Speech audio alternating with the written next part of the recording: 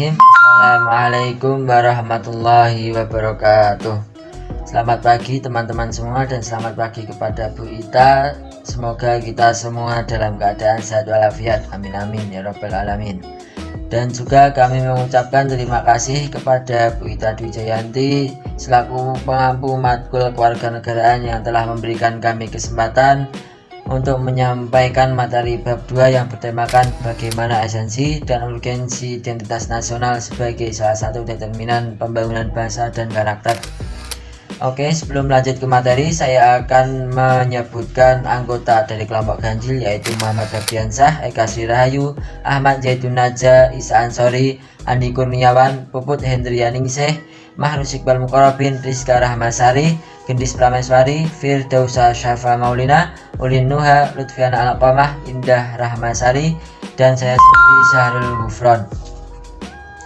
Oke, selanjutnya yang pertama yaitu menelusuri konsep dan urgensi identitas nasional. Secara etimologis, identitas nasional berasal dari dua kata, yaitu identitas dan nasional. Menurut KBBI, identitas adalah ciri-ciri atau keadaan khusus seseorang ataupun jati diri. Sedangkan nasional berarti kebangsaan. Jadi identitas nasional adalah ciri-ciri atau karakteristik perasaan atau kekayaan tentang kebangsaan yang membedakan bangsa Indonesia dengan bangsa lainnya. Seperti contoh dengan kas yang saya pakai ini, dengan bendera merah putih dan lambang Garuda. Lalu bagaimana dengan jati diri sebuah bangsa Indonesia? Berdasarkan uraian bahwa Pancasila merupakan identitas nasional Indonesia yang sangat unik. Pancasila bukan hanya identitas dalam arti fisik ataupun simbol, layaknya bendera dan lambang lainnya seperti yang saya contohkan tadi. Namun, Pancasila adalah identitas secara non-fisik, atau lebih tepatnya dikatakan bahwa Pancasila adalah jati diri bangsa atau dasar dari negara. Yang kedua, yang B, alasan mengapa diperlukan identitas nasional, yaitu untuk menjadi pembeda dari negara satu dengan yang lainnya. Maksudnya, jika dilihat dari kekhasan positif, yakni ciri bangsa yang beradab, unggul, dan terpuji. Yang ketiga, yang C, menggali sumber historis, sosiologis, politik tentang identitas nasional Indonesia. Secara historis, identitas nasional ditandai ketika muncul kesadaran rakyat Indonesia sebagai bangsa yang sedang dijajah oleh bangsa asing pada tahun 1908 yang dikenal dengan masa kebangkitan nasional atau kebangkitan bangsa.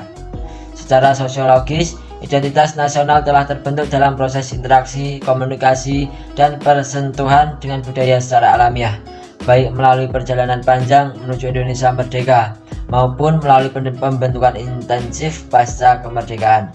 Secara politis, identitas nasional yang dapat membangun jati diri bangsa Indonesia meliputi bendera merah putih, bahasa Indonesia, Pancasila, dan lagu Indonesia Raya. Yang keempat, membangun argumen tentang dinamika dan tatanan nasional Indonesia. Adapun upaya yang dapat dilakukan untuk membangun argumen tentang dinamika dan tatanan identitas bangsa Indonesia yaitu yang pertama, lebih memahami dan mengamalkan nilai-nilai Pancasila dalam kehidupan berbangsa dan bernegara.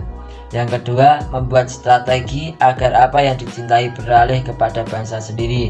Yang ketiga, menerapkan kembali peraturan dan perundangan yang berlaku. Yang terakhir, yang kelima atau E, mendeskripsikan esensi dan urgensi identitas nasional. Tujuannya yaitu agar bangsa Indonesia dikenal oleh bangsa lain. Yang kedua, identitas nasional bagi sebuah negara bangsa sangat penting bagi kelangsungan hidup. Yang terakhir, yang ketiga, identitas nasional penting bagi kewibawaan negara dan bangsa Indonesia sebagai ciri khas bangsa. Mungkin hanya itu yang dapat saya sampaikan sebagai perwakilan kelompok ganjil. Apabila ada kesalahan, saya mohon maaf yang sebesar-besarnya. Wabillahi taufik wal hidayah. Wassalamualaikum warahmatullahi wabarakatuh.